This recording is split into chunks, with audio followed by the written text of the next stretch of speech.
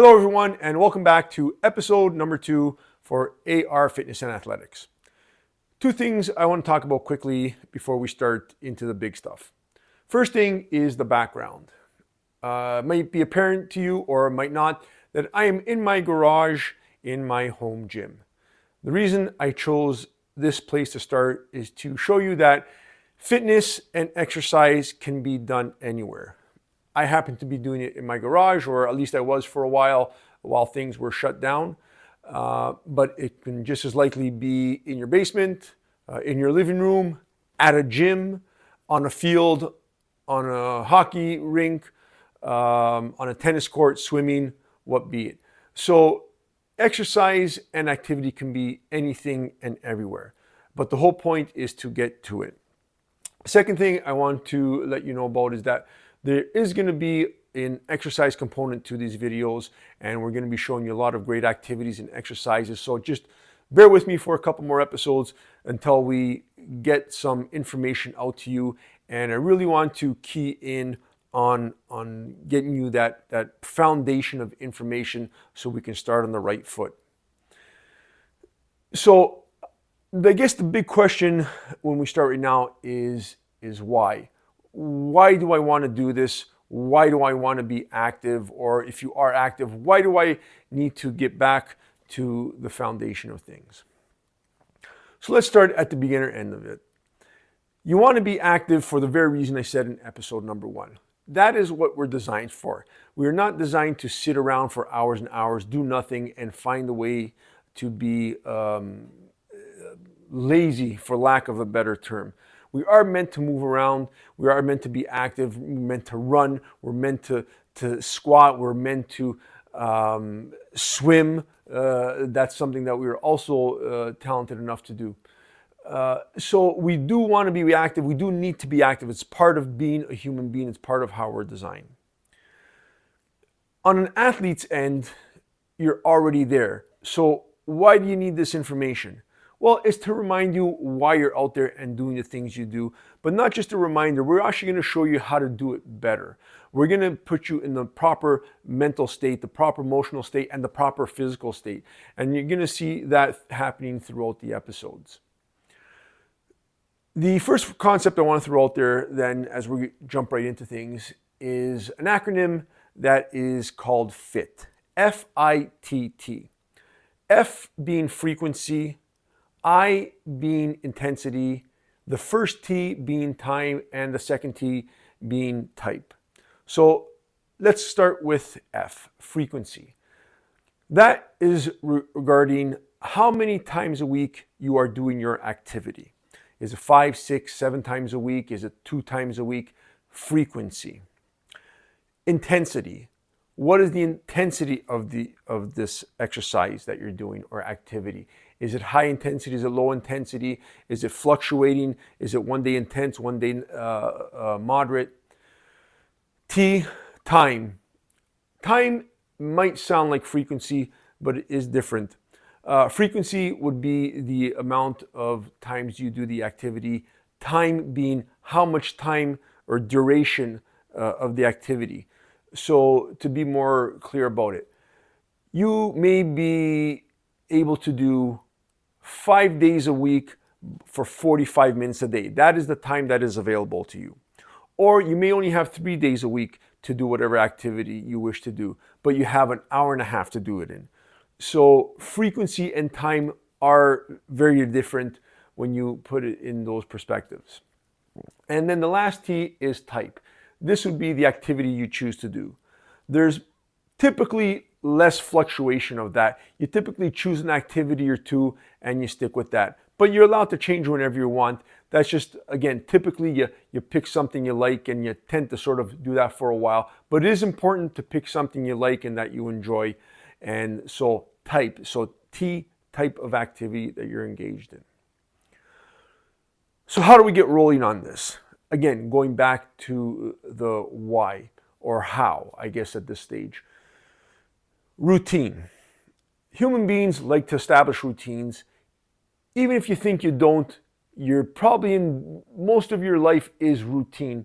If you think about brushing your teeth, that's a very simple example. I want you to be extra conscious over the next couple of days in how you brush your teeth, how you put your toothpaste on the brush, what side of your mouth you start with, maybe when you floss, what tooth do you start with? Pay attention. It's probably the exact same thing every day because we've established a routine to the point where it's subconscious. We just do it. It just happens naturally and it feels natural. You don't even think about it. You could probably brush your teeth and turn on the television to listen to news at the same time, and you won't miss a stroke, and it won't be any different than the day before because it's routine and it's embedded in you. This is what we want to do with activity, and this is part of our aim over here, is to help you establish routine. Now, routines can be good and they can also be detrimental depending on how you handle it. We don't want to get into bad habits. Routine or habit can use interchangeably. So we want to establish good habits, and we do want to try and shake bad habits, which can be quite difficult, but it can be done. It's a matter of interphasing good routine over the bad routine. So if you're engaged in some bad habits like not exercising, we're going to try and get you out of that as well. So establishing a routine is quite fundamental to our foundation. And we're going to go back to that word quite often, foundation.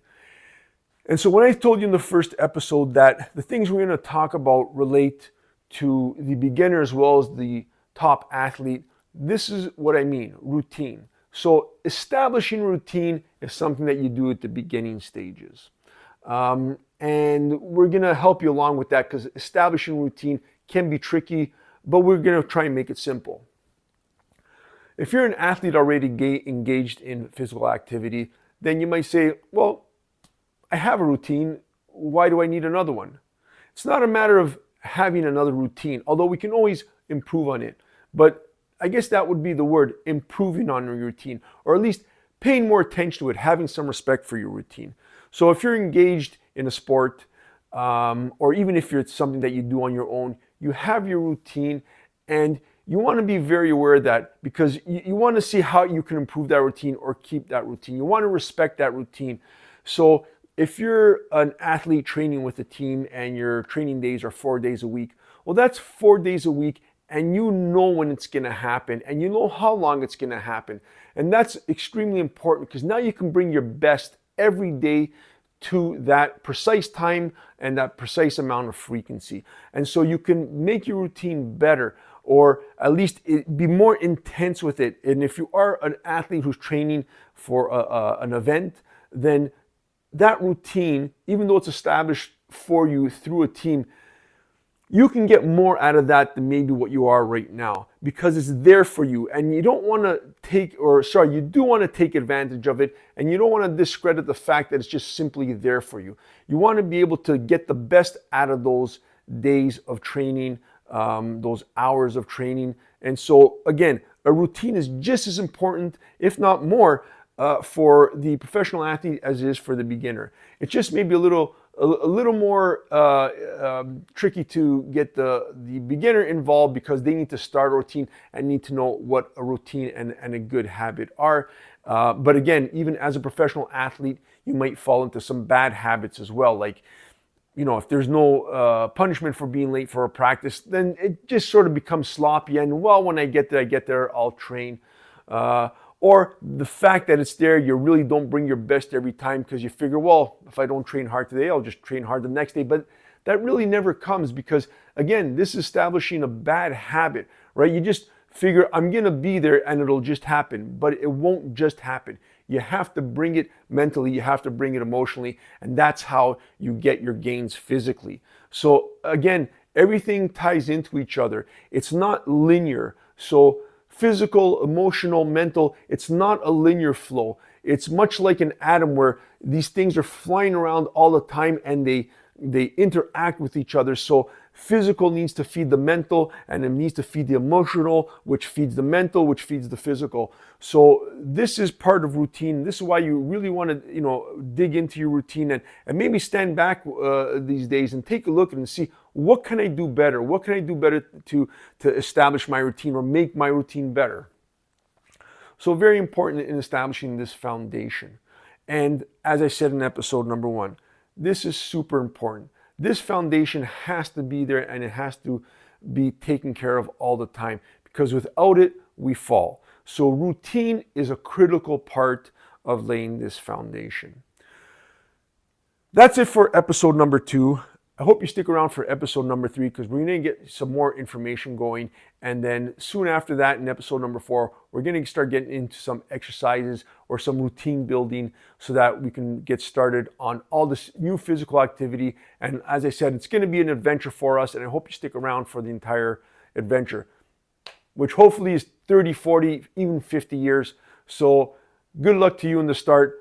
Actually, I'll take that back. Not good luck. We're going to get you started, and it's going to be great, and you're going to enjoy every bit of it. See you very soon.